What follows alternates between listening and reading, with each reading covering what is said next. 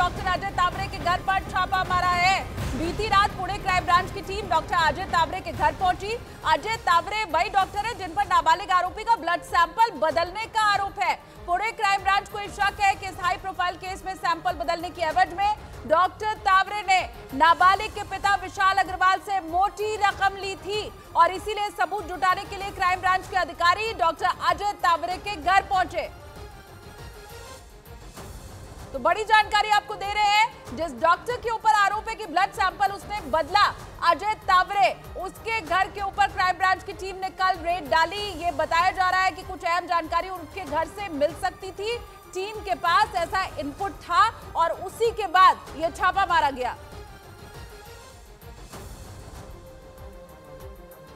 Pune Porsche car हादसा मामले में नाबालिग आरोपी के पिता और उसके दादा की पुलिस कस्टडी 31 मई तक बढ़ा दी गई। पुणे क्राइम ब्रांच ने जांच के दौरान यह दावा किया था कि उन दोनों ने अपने रसूख का इस्तेमाल करते हुए अपने ड्राइवर पर इस हादसे का इल्जाम अपने सिर पर लेने का दबाव बनाया था। और इसी आरोप में गिरफ्तार किए गए नाबालिग के पिता और दादा की पुलिस कस्टडी 31 मई तक बढ़ा दी गई।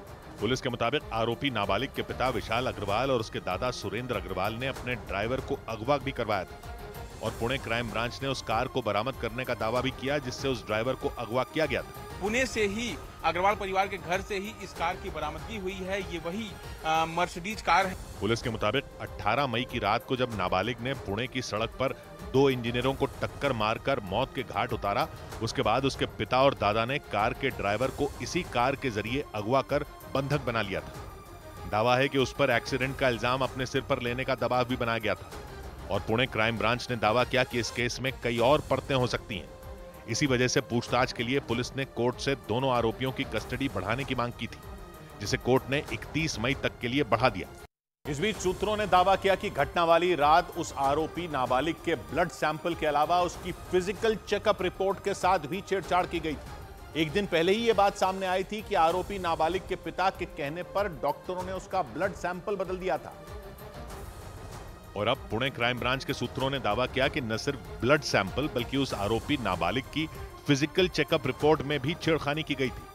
मतलब इस रिपोर्ट के जरिए यह साबित करने की कोशिश की गई थी कि उस रात नाबालिग आरोपी ने शराब नहीं पी थी। इसके अलावा उसके शरीर पर चोट के कोई निशान भी नहीं थे। दावा किया गया कि ऐसा करके उसके परिवार वाले ये साबित करने की कोशिश कर रहे थे कि जब ये घटना हुई तो उनका बेटा गाड़ी नहीं चला रहा था और इसी वजह से उसे कोई चोट नहीं आई। पुणे क्राइम ब्रांच ने एक दिन पहले ही उसके ब्लड सैंपल को बदलने के आरोपी डॉक्टरों को कोर्ट के सामने पेश किया था। आरोप लगे थे कि उन डॉक्टरों ने घटना के बाद आरोपी नाबालिग का ब्लड सैंपल लेकर उसे कूड़ेदान में फेंक दिया था और उसकी जगह किसी और का ब्लड सैंपल जांच के लिए आगे बढ़ा दिया था। एक ब्रेक ले रहे हैं।